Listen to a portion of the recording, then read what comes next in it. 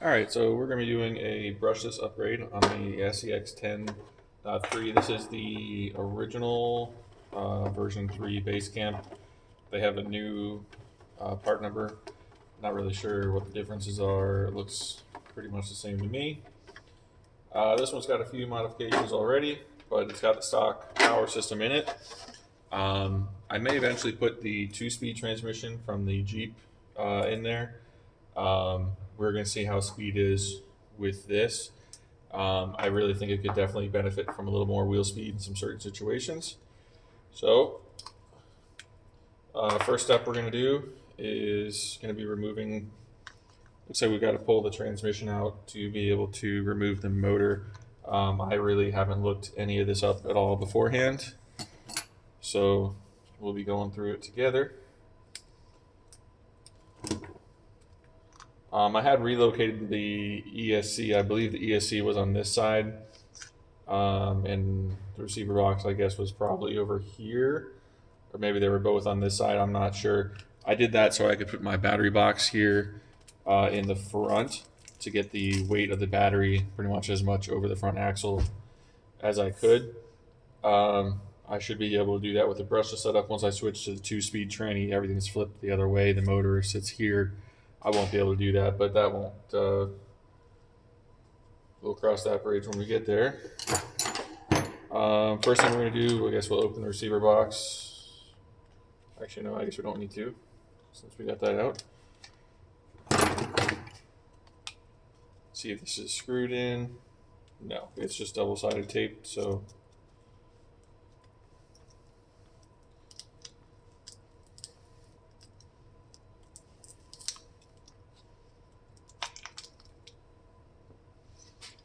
Take that out.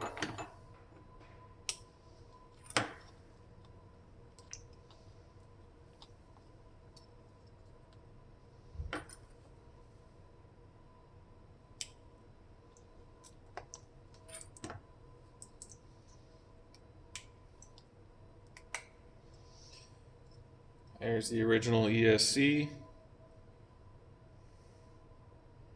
Has served me well. The only thing I really didn't like, no power button. So when you plug in the battery, it's on. Alright, so now that's done. Since I'm going to have to pull the transmission complete, I'm going to go ahead and unhook the drive shafts so we can slide those off.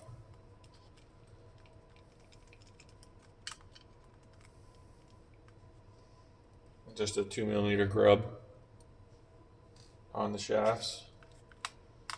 Let you slide them right out.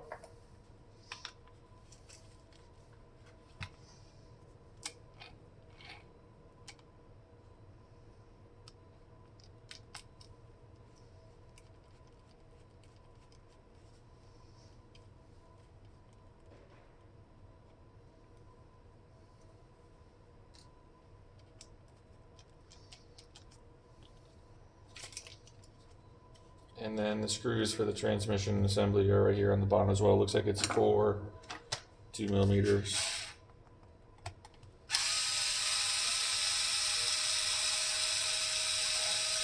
We will take note in case any of these are longer than the others.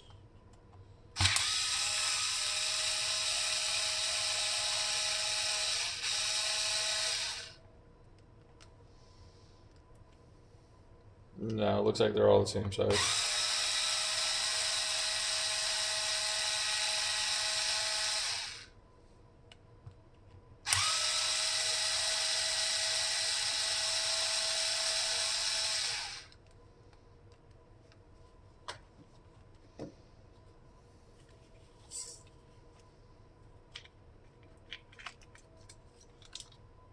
There we go. So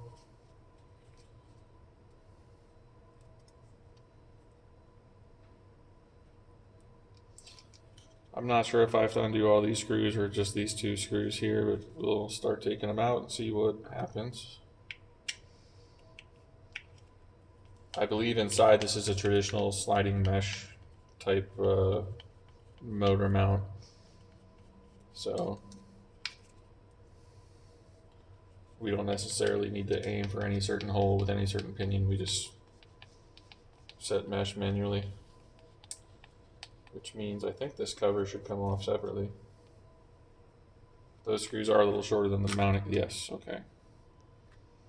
And you can see we definitely got some water and dirt in there. Plastic spur. And that looks like the stock mesh is set nice on that.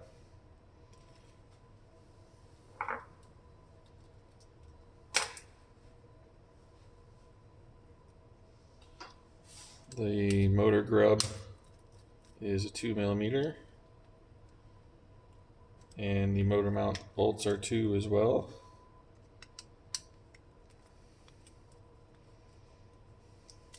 Slide that away.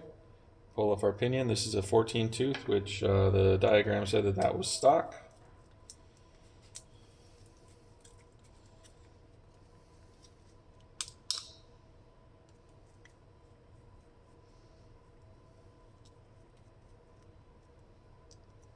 These do have little washers on them. You definitely don't want to put a screw that's too long and have it go into the motor. Stock is a 35 turn, which is approximately 1500 kV. I've got the 2300 Spectrum 2-in-1. We'll see. Right now I've only got a 2S battery with that connector. We'll check a 3S as well, see how it does compared to before. Running along with my buddy's TRX, low speed was about equivalent, but the TRXs have a high speed as well, which is really nice when you need some extra wheel speed getting up an obstacle.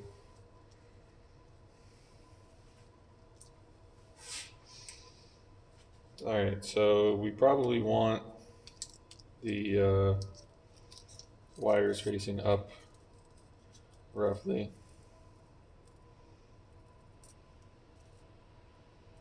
And it looks like those 2 screw holes line up. And it looks like they're the same thread. Lucky us.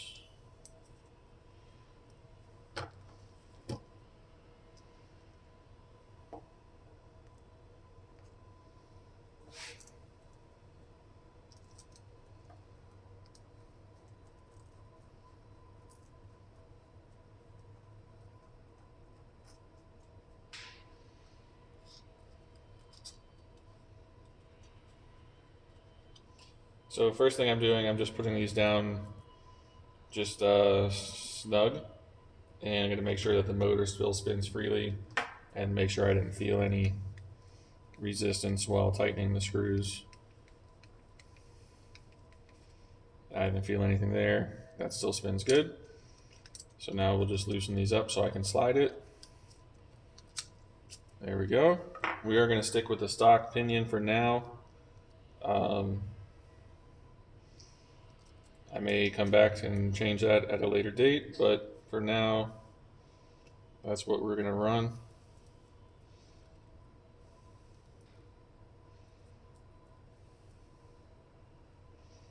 Setting the pinion height. Get as much mesh as possible on that spur. I can't get 100%. There's still just a little tip that's not covered, but that's all right.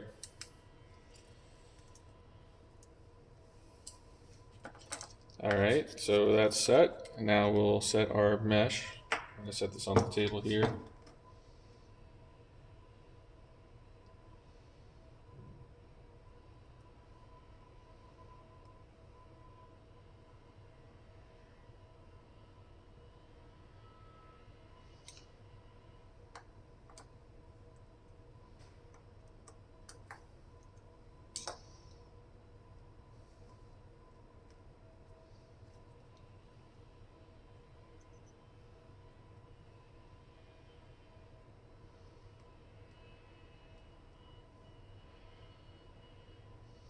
All right, that feels good. Snug it down a little bit more. Check it again. a little on the tight side. A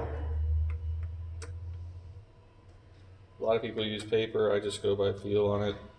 Try and get just that little degree of freedom between the two.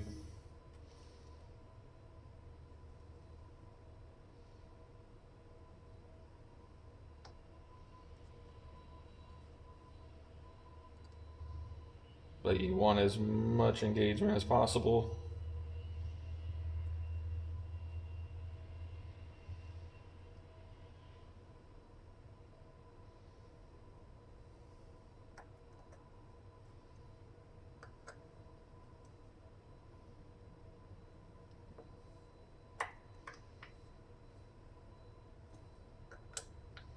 And you want to make sure it doesn't move on you while you're tightening everything up.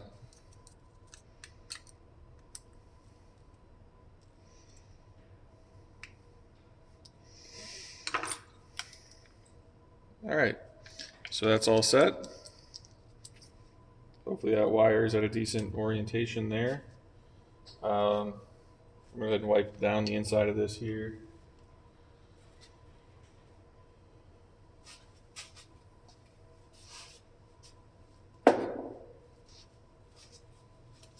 It's not sealed, but just try and get some dirt out of there because you don't want it to end up, and you don't want to grease this. Normally the motor driving the pinion is dry.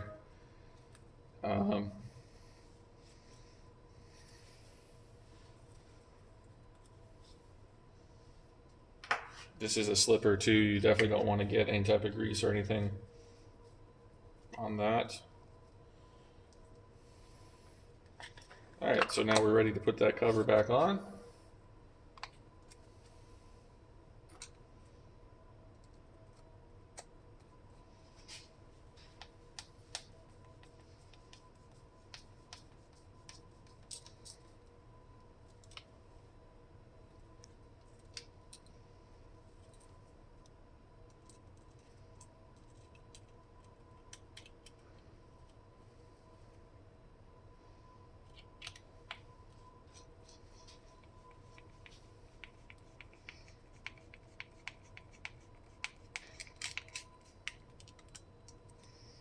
There we go. Now we have our finished assembly.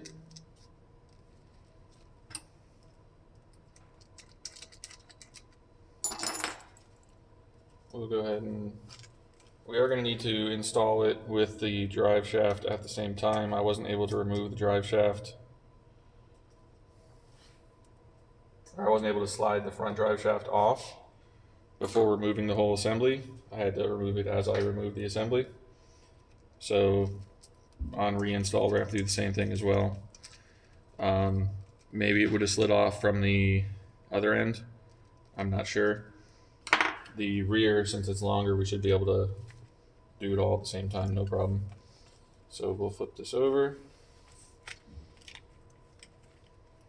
You guys can't see it, but I'm just splining the drive shaft into where it needs to go. And then we'll sit the tranny.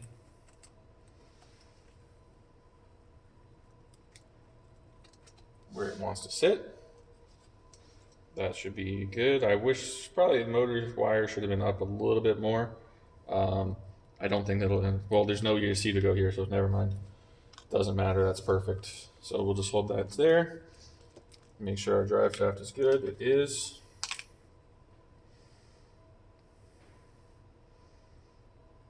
We'll get one of these drive shaft screws in so I don't need to hold it.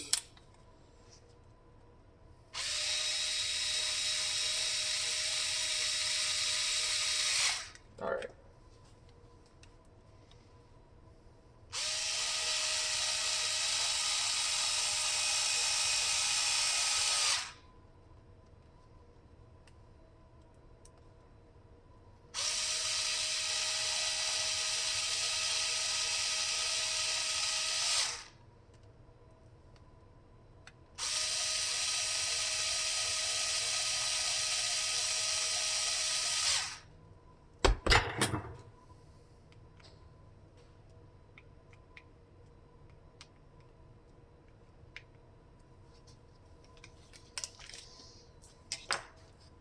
All right, so This wire is long enough to go straight into the receiver box. Just for testing purposes, I'm going to go ahead and use the extension I had here. And we will do some wire routing and cleanup here. Like I said, just for testing purposes here. Right now, I've only got one battery that's got a EC3 is what this uses. It's a 2S. So we'll use this just to power it up.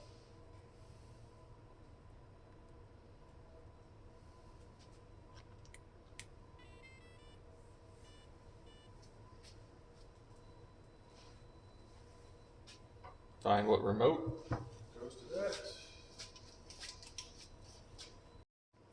Alright, I'm back. I forgot to reinstall the rear drive shaft. Kind of a major oversight there.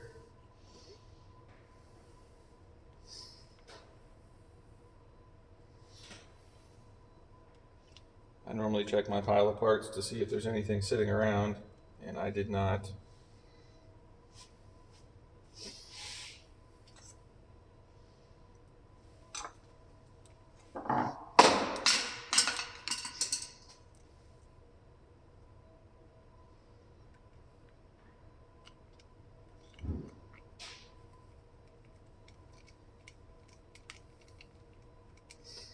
Alright, so that's set. Not sure how to set the throttle endpoints on this. See if we just hold down the power button.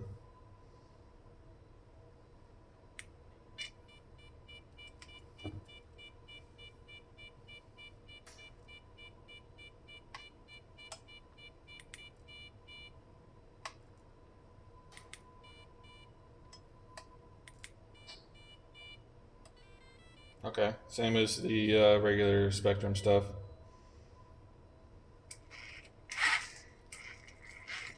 Okay. Seems to be working.